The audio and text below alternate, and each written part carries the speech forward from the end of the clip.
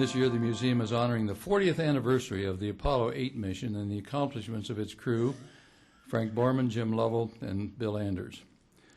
Not just because of the occasion tonight, but I've said this repeatedly, I think the Apollo 8 mission was one of the most important missions of the whole NASA experience. And I don't say that just because we're here tonight. It was a very, very unusual mission about which we'll hear a lot later on. The mission departed December 21st and returned December 28, 1968.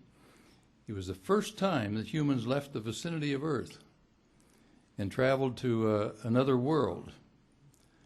And I think the things that we'll hear them describe this evening will show what faith they had in the engineers and the people they were working with and the crew and the team and the equipment and everything else. And we will be hearing a great deal about the mission. But let me just set the stage with a few historical facts.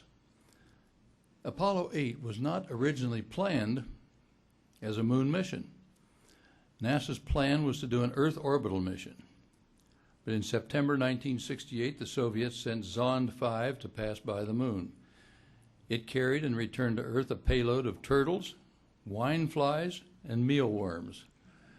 Now that's quite a character. Now, I don't know if there's any similarity between those three types of cargoes and the ones that occurred later on when the U.S. sent them up or not, but Borman, Lovell, and Anders were a step up from turtles, wine flies, and mealworms. There's no doubt about that. And when it brought them back to Earth, of course, the USSR repeated the feat in November with Zond 6. The space race competition to land humans on the moon, the goal set by President Kennedy in '61, seemed to be heating up considerably. And after the successful Earth orbit mission of Apollo 7, the time seemed right for a bolder, a riskier mission, a voyage to the moon. Reportedly, even the Apollo 8 astronauts rated their chances of success at no better than 50-50, that they're willing to go. Before Apollo 8, the U.S. had flown only 17 missions in space. Only 17, and only 22 different astronauts before that had gained spaceflight experience. Of those, Apollo 8 Commander Frank Borman and Command Module Pilot Jim Lovell had flown more hours than any other astronauts. Indeed, together, they had more hours than all Soviet cosmonauts combined. They flew together on Gemini 7, a 2-week endurance test in which they lived together in a cabin the size of a Volkswagen Beetle. After recovery, Jim Lovell joked, "I want to announce our engagement." It's my understanding, too, from rumors going around that the sanitary conditions would not have passed OSHA minimums. They were ready for Apollo 8. So, too, was Bill Anders, William Anders, making his very first flight. He graduated with the Naval Academy, an experienced pilot, recipient of a master's degree in nuclear engineering. He served as lunar module pilot for the mission. Unfortunately for him, the mission did not carry a lunar module. Engineering problems had delayed its availability. But in this next statement, it may be a little bit controversial to some of the crew beside Bill Anders, but as Apollo 8 orbited the moon, Bill had to be content with making one of the most historic photographs of the 20th century, the incomparable image of the Earth rising over the lunar surface. There'll be a little contention on that, perhaps. The public build-up to Apollo 8 was tremendous. A worldwide audience anticipated the mission. Launched just before the Christmas holidays, the mission balanced the tension of the space race with a transcendent feeling that the accomplishment was truly for all humanity. Live television broadcast by the astronauts while orbiting the moon brought the adventure to almost a quarter of all people living on Earth, by best estimates. And the very memorable Christmas Eve scripture reading is something that none of us that heard that at that time, including many of you here, will ever forget. The success of the mission paved the way a few months later for Apollo 11, for Neil, Buzz, and Mike going to the moon, landing of humans on the moon, fulfilling President Kennedy's challenge to the nation. So it's really my pleasure not only to be here tonight, but to look forward to hearing some of the recounting of what happened on Apollo 8. And it's my pleasure to welcome the Apollo 8 astronauts and Dr. Martin Collins, curator in the museum's Division of Space History. Gentlemen, welcome. Thank you.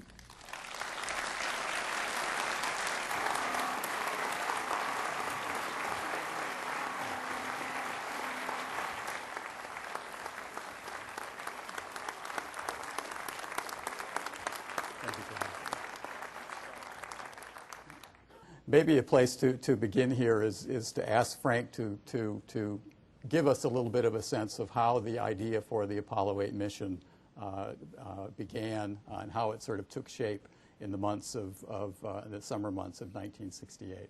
Thank you, Martin. And thank you all for being here, and John for your generous introduction. We were assigned to the excuse me, third Apollo mission. Was supposed to have been a long duration, relatively long durations, exercising the lunar module and command module in Earth orbit out to 8,000 miles. And then in December, while we were out at Downey, California, going through the systems with the spacecraft, I got a call from Deke Slayton, our boss, who said, "Come back. We've had a change in plans."